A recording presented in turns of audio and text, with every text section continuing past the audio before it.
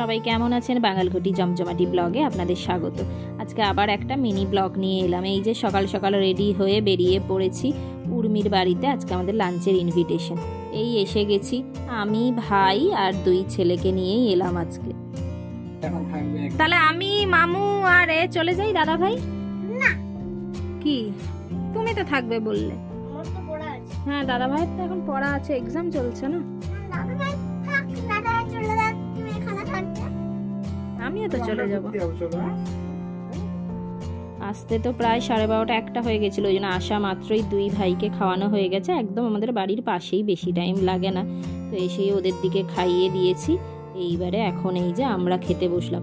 আসলে মেনলি আসা ছেলের ওই যে সেই কবে থেকে রিভার করছে না, ওই রিভার দেখাতে নিয়ে আসার। এদের বাড়ির থেকে তো নদীটা, আমাদের রূপনারায়ণ নদী কাছে, ওই জন্য ওরা বললো তাহলে রূপনারায়ণ নদী দেখতে যখন আসবে আমাদের বাড়ি হয়ে যাবে। ওই জন্য এখানে দুপুরে খাওয়া দাওয়া করেই বেরিয়ে পড়েছি। এই যে এসেও গেছি গৌরাঙ্গ ঘাট। এটা এর আগের ব্লগে আপনারা দেখেছেন, আগে একবার এই গৌরাঙ্গ ঘাট নিয়ে ব্লগ করেছিলাম। এখানে আবার এসেছি, এত ভালো লাগে এইখানে এলে, এত শান্তি। ছেলে তো এসে দেখে কি এক্সাইটেড, মানে ও রিভার করতো, কিন্তু মানে নদী যে কি বা কেমন দেখতে হয় কোনো তো মানে আইডিয়া ছিল না।